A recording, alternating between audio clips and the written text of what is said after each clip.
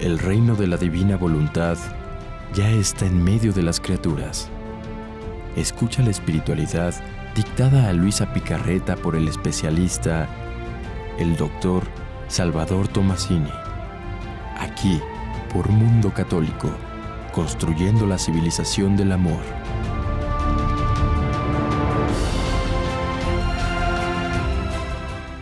Gracias por estar con nosotros el día de hoy en un programa más del doctor Salvador Tomasini, El Reino de la Divina Voluntad. Gracias, doctor, por estar en su programa con nosotros. Gracias, Ceci. Bueno, ¿cómo estamos? ¿Bien? Bien, doctor, y sobre todo, pues con muchos temas. Así es, en la Divina Voluntad los temas son inagotables. ¿Y ahora cuál tienes en mente, Ceci? El día de hoy le comentaba al doctor que quisiera hablar sobre todo de los misterios que encierra el Evangelio y la Escritura, o algunos de ellos, ¿verdad? No todos, porque sería imposible, a la luz de la divina voluntad. ¿Cuántos de nosotros leemos el Evangelio, leemos la Biblia y nos quedamos, ¿qué dijo? O sea, como que no entendemos lo que nos quiso decir el Señor.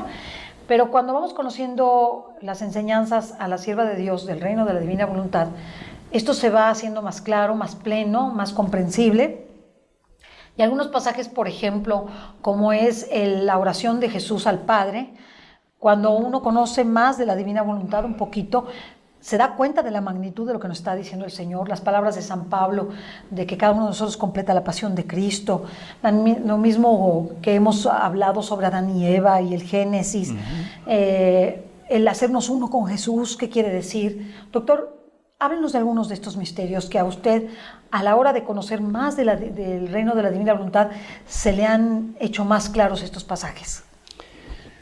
Bueno, yo creo que podríamos decir que todo el Evangelio se hace más claro, ¿no? En realidad estamos acostumbrados a leer, pero no a comprender las palabras que está diciendo. ¿Cuántas veces habremos leído el Evangelio? Bastantes, o sea, no puedo decir exactamente cuántas, pero nunca nos había intrigado tanto como es ahora. Conociendo la divina voluntad, empezamos a hurgar en el Evangelio, decimos, claro, aquí hay algo que antes no se entendía, aquí hay algo que nunca he oído en una prédica que se me hable de esto, ¿no? Son muchísimos, como tú dices. Yo creo que lo primero es, Jesús aparece ya en su vida pública, hablando y dándonos el Evangelio del reino. Siempre es el reino, el reino, el reino.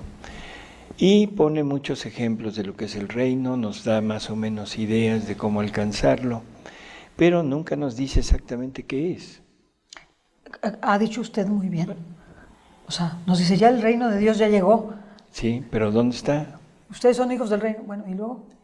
Así es.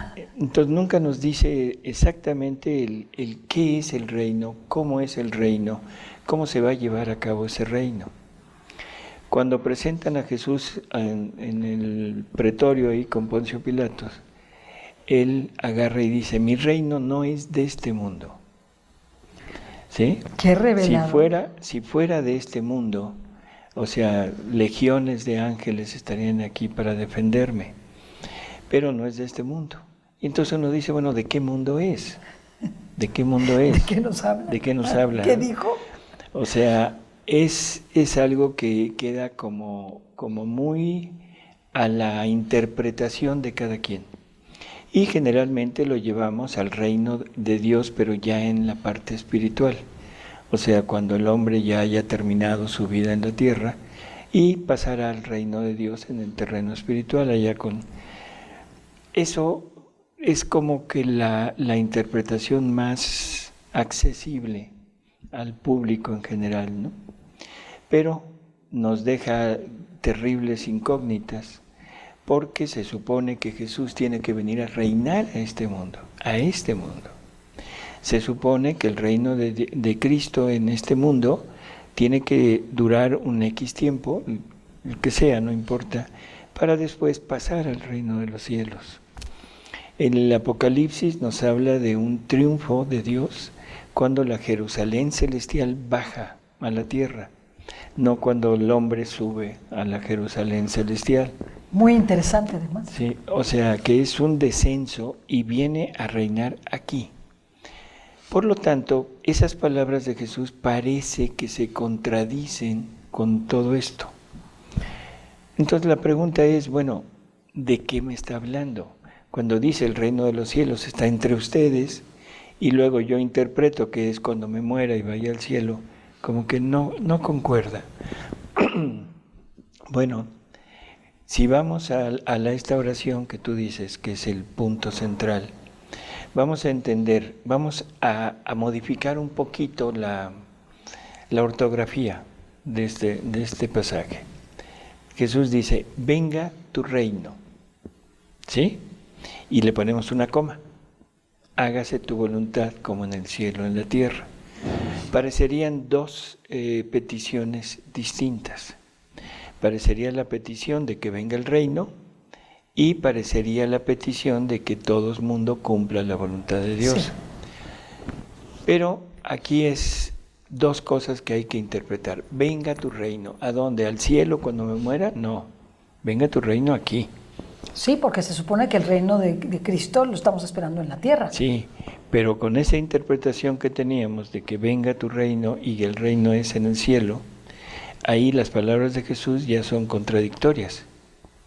No, porque es venga tu reino aquí, a la tierra. Y segundo, le quitamos la coma. Venga tu reino y hágase tu voluntad como en el cielo, en la tierra. Y ahora sí entiendo de qué reino me está hablando. O sea, cuando la voluntad de Dios sea una con la voluntad del hombre y se haga igual que se hace en el cielo. Palabras de Benedicto XVI. O sea, no estamos hablando nada más de Luisa, sino lo quiero apoyar sobre algo aquí, congruente, y que podríamos ponerlo como, ¿qué? Como un, no puedo decir magisterio, pero algo que lo avala, que su santidad Benedicto XVI está hablando de que el reino de Dios está en la tierra cuando el hombre adopte como propia la voluntad de Dios. Y adoptando como propia, ¿qué quiere decir? Si yo adopto como propio la voluntad de Dios, ¿qué quiere decir? Que voy a querer lo que Dios quiere, que voy a hacer lo que Dios hace, porque la voluntad es el motor del ser. Entonces voy a recobrar la semejanza con mi Creador, porque así es como fui creado. Nosotros en este momento sí cumplimos con la imagen, pero no con la semejanza. Pero no con la semejanza, que es el actuar.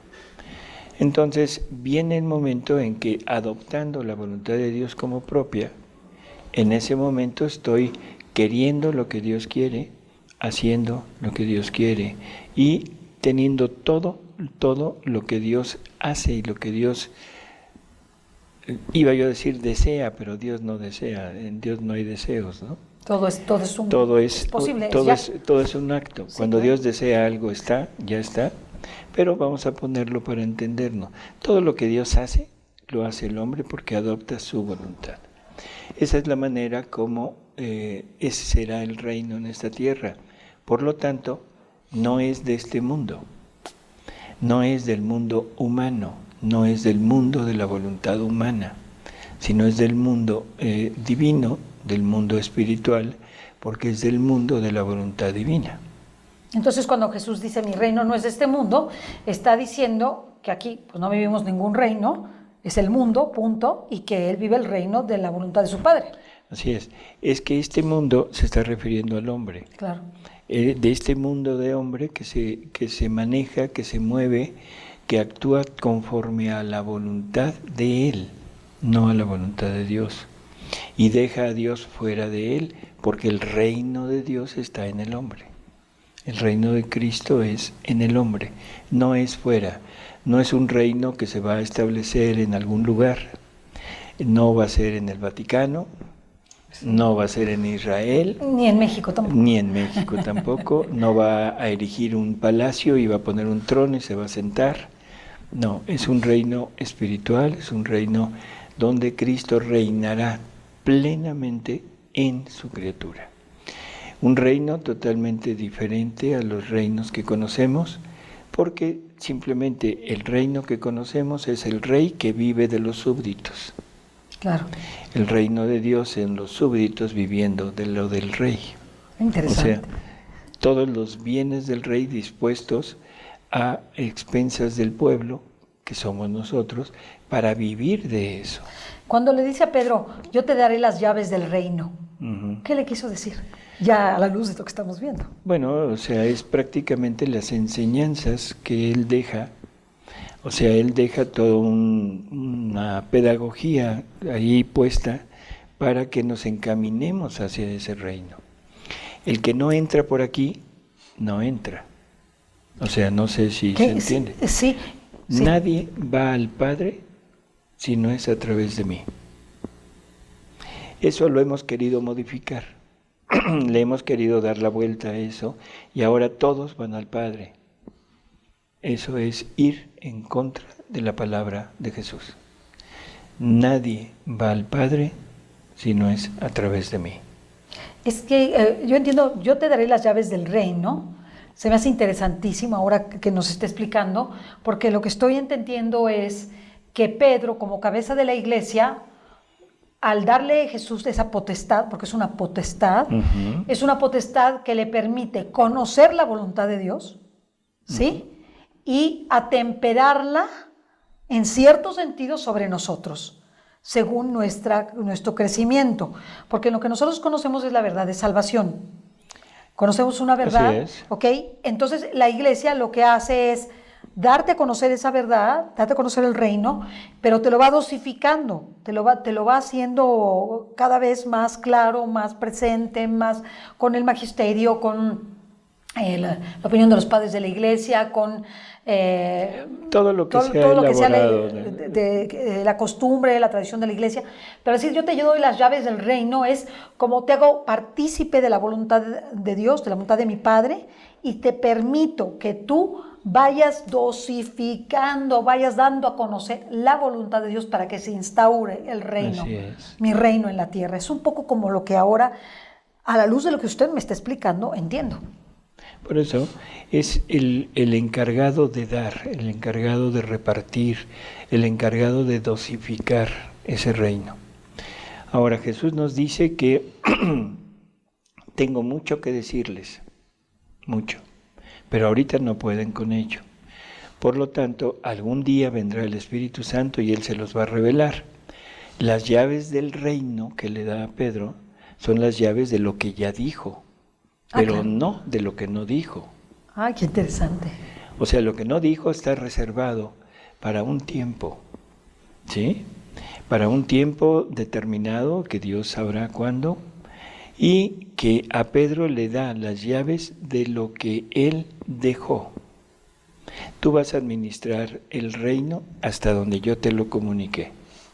Y eso concuerda perfectamente con las palabras que Jesús nos habla en los escritos de Luisa, donde dice que todo mundo, todos los habitantes de este planeta han vivido siempre en su voluntad, pero que cada uno ha tomado hasta donde conoce.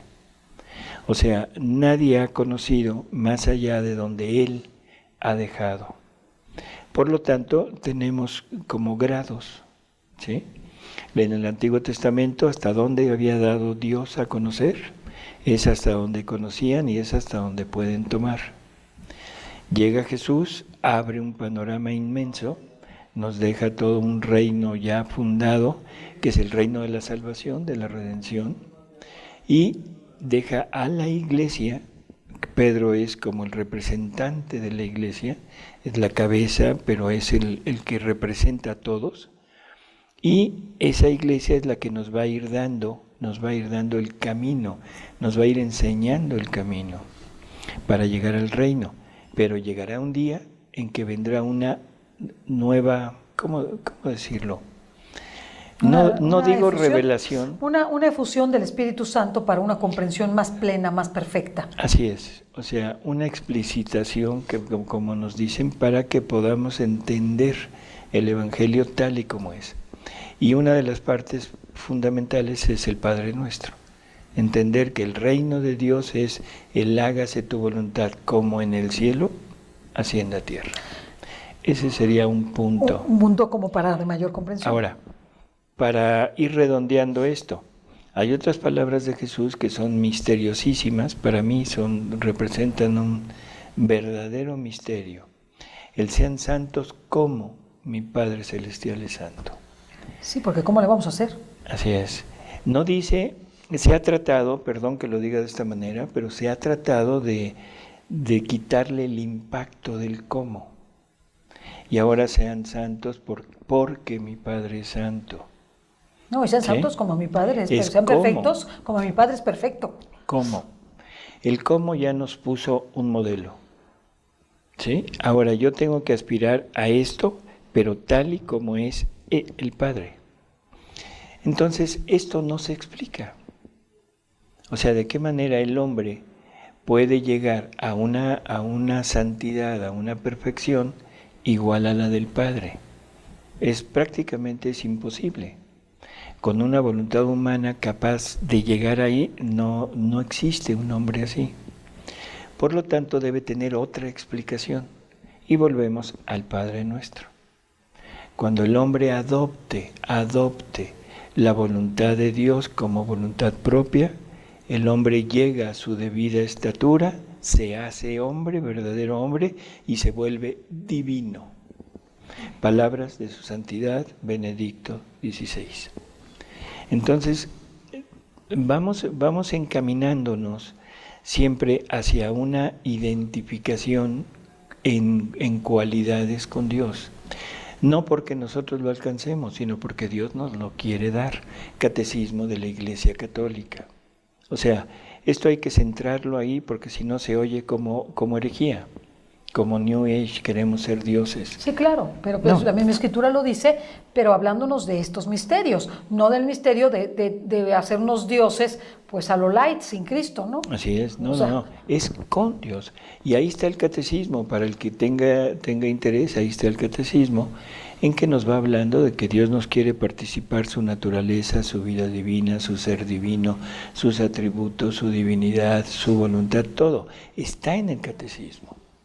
¿Y qué quiere decir? Que me participe, que me hace partícipe de eso. O sea, ahora eso lo disfruto yo. ¿Sí? Sí. O sea, no por mí, sino porque es un regalo que Dios me hace. Así que ahí ya estaría otro gran misterio del Evangelio, como resuelto en la explicación del Padre Nuestro. Y luego cuando dice, que sean uno como tú y yo somos uno. Tú en mí y yo en ti, que sean perfectamente uno. Ahí está el punto clave del hágase tu voluntad como en el cielo y en la tierra, para que el hombre pudiera llegar a esa identidad con Dios. Necesita forzosamente tener consigo mismo a Dios. No puede hacer de otra manera. ¿Por qué? Porque aunque me dieran sus atributos, yo no podría actuar con ellos porque mi voluntad no tiene la capacidad de poder actuar. Entonces el punto principal es Jesús en mí. Y eso lo deja dicho ahí, en esa oración, yo en ellos, tú en mí. Y en los escritos de Luisa nos va revelando Jesús cómo Él tiene que ir poco a poco fundiéndose con la criatura para participarle de todo lo que Él es y actuar juntos, ¿sí?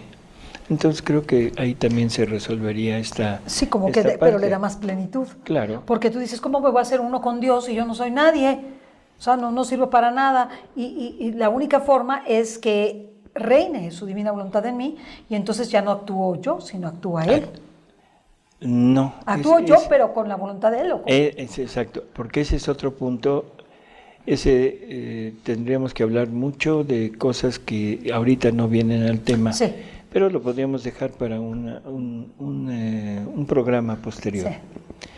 Hay otras palabras que a mí en lo personal me dejaron siempre con mucha duda. Todo aquel que escucha mi palabra y la pone en práctica, no solo hará mis obras, sino aún mayores. Entonces yo siempre decía, aún mayores cosas que las que Jesús hizo. No voy a ponerme en los milagros, no voy a ponerme... No, eso es peccata minuta, ¿no? Sí, es como una parte externa muy importante, pero que no es la esencia de todo lo que Así Jesús es. nos está comunicando. ¿Qué hizo Jesús? Nos redimió. ¿Qué hizo Jesús? Nos restituyó al punto de origen. ¿Qué hizo Jesús? Nos abre las puertas del cielo para estar otra vez con su Padre, nos restituye la gracia. Ahora, algo mayor que eso, digo, ¿cómo? ¿De qué se trata? ¿Cómo? ¿Se está burlando de nosotros? O es metafórico. ¿Verdad? O es metafórico. ¿O es metafórico? ¿Cuál de todas? Yo creo que es real, pero tengo que entender cómo es real. Así es.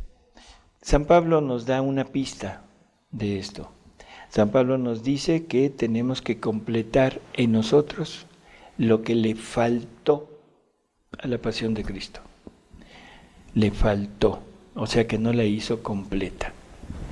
Entonces uno dice, a ver, ¿Jesús no hizo completa la redención? Difícil pensarlo. ¿Qué le faltaría? ¿Qué le pudo faltar a la pasión de Cristo? Él toma nuestra vida, toma todos nuestros pecados, lo paga por ellos, los rehace, se los entrega al Padre como hechos por Él, para restituirle el amor, la gloria, la alabanza que el hombre no le ha dado, para que el Padre quede satisfecho. ¿Qué más? ¿Qué más hay que hacer? ¿Qué se puede hacer? Muy sencillo, en todo eso que Jesús hizo, no estuve yo. Estuvo Él. Él haciéndolo por mí, pero yo no estaba. Y la prueba de eso es que yo me puedo condenar. Con todo lo que Jesús hizo por mí, me redimió en Él, le pagó al Padre por mí, le dio todo lo que yo debería de haber dado y lo que debería de haber vivido, se lo dio Jesús. Pero yo no estuve, yo estaba aquí. Llevando mi vida. Claro. Entonces, eso quiere decir que lo que le faltó no es que le haya faltado a él, me faltó a mí, porque yo tengo que participar. No, le faltó a lo que él hizo. A lo que él hizo le faltó... El momento presente mío. Le falté yo. Porque yo no estoy. Lo mismo que dice San Agustín. Aquel que te creó sin ti, no te salvará sin ti. No te salvará sin ti. Es exactamente lo mismo. O sea, aquel que te redimió sin ti, no te... ¿Cómo podemos? No entrarás al cielo sin ti, sin tu voluntad. No te llevará al cielo sin ti. Sin ti, sin tu trabajo, sin trabajo personal. Así es. Y lo que nos está diciendo San Pablo es completar la pasión, es en el aquí y en el ahora, es decir, en mi propia historia, poder vivir la divina voluntad y vivir como si Jesús estuviera viviendo en la tierra a través mío. Así es. O sea, ese sería el punto fundamental. Pero yo quisiera, por ejemplo, llevarlo a algo que dice mucho Jesús, que a mí me impacta, que dice el Hijo del Hombre. ¿Cómo lo interpreta a la luz de la divina voluntad? Bueno, es que aquí el punto es entender. Jesús es el primogénito de toda la creación. Por lo tanto, Adán es tomado, formado, creado, como queramos decirlo, tomando como modelo la humanidad de Jesús. O sea, Jesús es el primogénito de toda la creación. Esto es en la mente de Dios, desde que Dios es Dios, porque Dios es un acto único. Ahí está ya impresa la creación, está impresa la redención, está impresa la santificación, todo. Por lo tanto, la primera humanidad creada es Jesús. Y esto ya lo hablamos en algún programa, el por qué. Cuando es creado Adán, Adán es creado a imagen de Jesús. Adán se sale, viene todo lo que ya conocemos, y ahora todos los descendientes de Adán, o sea, son hijos de él, creados a imagen y semejanza de Cristo, pero en Adán. Nada más que Adán se salió. Por lo tanto, Adán nos trae una herencia que ya no es la herencia que Dios nos había dado. Es una herencia reducida, en donde no hay vida y no hay voluntad divina. Ahora, llega el momento en el que aparece Jesús y Él tiene que manifestarse como hijo de quién, como parte de la familia humana. Ay, hermoso. O sea, no puede decir, no, yo soy diferente, ustedes son hijos míos.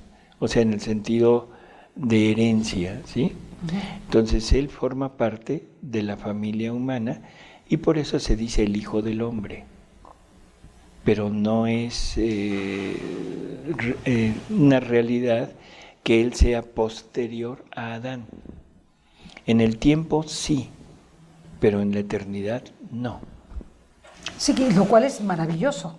Entonces Jesús, al decir es el Hijo del Hombre, es el hombre por excelencia, el primogénito entre toda la creación, incluyendo el hombre.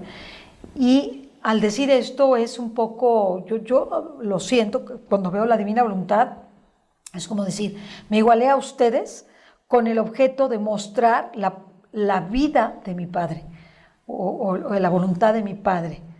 O sea, soy el Hijo del Hombre, pero de ese hombre que está ya restituido por el pecado, o sea, restituido de ese pecado de hacer nuestra propia voluntad, no la voluntad divina, sino la voluntad humana. Entonces, es el Hijo del Hombre por excelencia, es como el modelo a seguir entre todos los hombres, lo cual es real, ¿no? Por eso él es real, él es el modelo, él es la meta para llegar ahí a ser como él. Y eso lo dice San Juan. O sea que lo que debemos ser, que lo que en realidad soy, no lo conozco. Pero que cuando Jesús se nos manifieste y lo veamos tal cual es, entonces sabremos lo que nosotros debemos ser. Porque somos creados a imagen y semejanza de Dios en Él. Y ahí también comprendemos las palabras de San Pablo, que cuando lo veamos seremos como Él. Semejanza a Él. O sea, y eso se hace imposible. Dices, pues, ¿cómo me voy a yo parecer a Jesús? ¿O cómo me voy a...? No, pero yo creo que es muy sencillo. Es Dios queriendo vivir en nosotros. Para eso fuimos creados. No fuimos creados para ser lo que somos. No fuimos creados para vivir en una sociedad como la que vivimos. No fuimos creados para eso, fuimos creados para que Él viviera en nosotros, habitara en nosotros, actuara en nosotros, para que se repitiera lo que Jesús dijo, no soy yo quien obra, es mi Padre quien obra en mí, es mi Padre quien hace sus obras en mí, yo no hago nada, se lo hace todo, lo hace mi Padre, en mí. Para eso fuimos creados, pero junto conmigo. No siendo un robot, no siendo un muñeco, sino es junto conmigo. Dios nos da todo lo suyo, nos da su vida, que es ese Cristo en nosotros, nos da su voluntad para hacer crecer esa vida divina en nosotros, pero todo lo suyo lo deposita en mi voluntad, para que ahora mi voluntad sea la que actúe con lo divino y junto con lo divino. Y cuando dice, ya no soy, San Pablo a mí me parece revelador en muchas cosas sobre la divina voluntad. Cuando dice, ya no soy yo quien vivo, es Cristo quien vive en mí. ¿Podemos hablar de San Pablo como un precursor de la vivencia de la divina voluntad? Como un precursor, como el que pone la posibilidad de que Cristo habite en el hombre, porque eso era como inconcebible en aquel tiempo. Entonces, esta parte es un empezar a decir, Cristo puede venir y vivir en mí. Pero una cosa es que viva en mí, que me inhabite, que habite en mí, y otra cosa es que obre en mí. Ay, son dos cosas totalmente diferentes. Porque quizá uno podría pensar que una supone a la otra. No, porque todos los buenos, todos los santos, tanto del Antiguo Testamento como del Nuevo Testamento, de alguna manera han vivido en esa unidad. Sí. Pero los del Antiguo Testamento no pudieron entrar al cielo. Los del Nuevo Testamento, muchos han tenido que pasar por el purgatorio. Y esa, la vida divina, no puede en ningún momento ni ir al seno de Abraham, ni ir al purgatorio. Y aparte, o sea, San Pablo después tuvo que decir, ¿quién me librará de este hombre viejo que no me deja hacer el bien que quiero? Y lo principal, me lleva a hacer el mal que no quiero. ¿Qué está diciendo? Todavía caigo en mis culpas, todavía caigo en mis defectos. En mis pecados. Y aunque Cristo vive en mí, pero todavía la fuerza del pecado, reconozco que la fuerza del pecado habita en mis miembros. Eso es un Cristo habitando que está sujeto a la voluntad del hombre.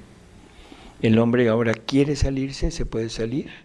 Ahora el hombre quiere volver al estado de gracia, vuelve otra vez a habitar Cristo en el estado de gracia de la criatura, pero no obrante.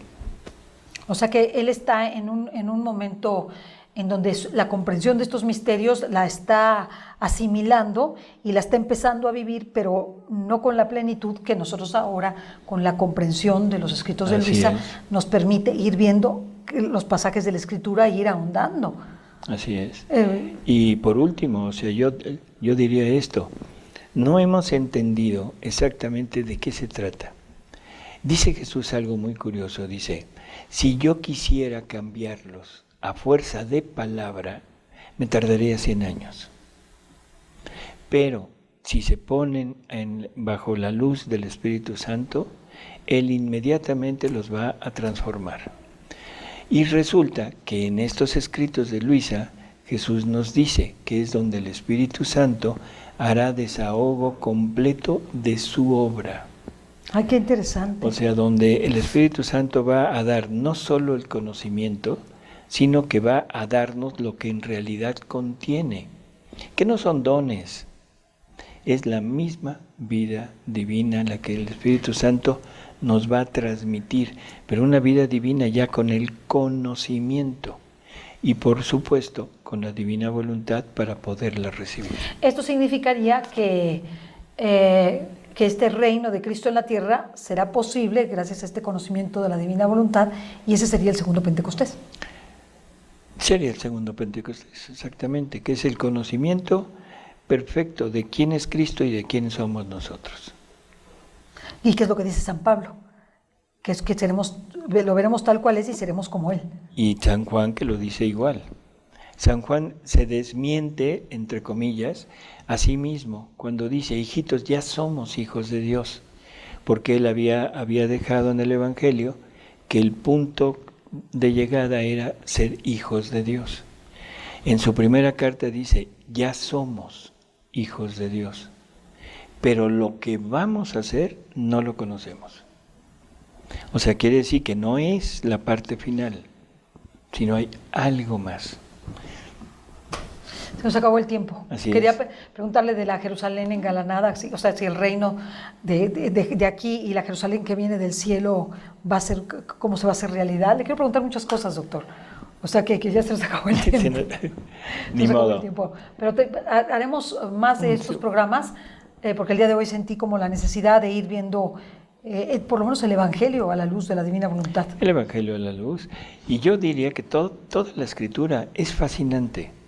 Fascinante leer el Génesis a la luz de la divina voluntad, porque es exactamente el relato del Génesis, es una gran alegoría, pero una alegoría que encierra enormes verdades. Y fíjese que ahorita, mientras usted hablaba, y quiero con eso que acabar el programa, capté que la alianza que hizo Dios con el hombre, o sea, fue de Dios hacia el hombre, pero ahora con el reino de la divina voluntad está esperando que el hombre realice su alianza con Dios. Bueno, podría ser, claro. ¿No? Pues se nos acabó. Pues, Ceci, gracias y hasta luego, amigos. Hasta luego, hasta la próxima.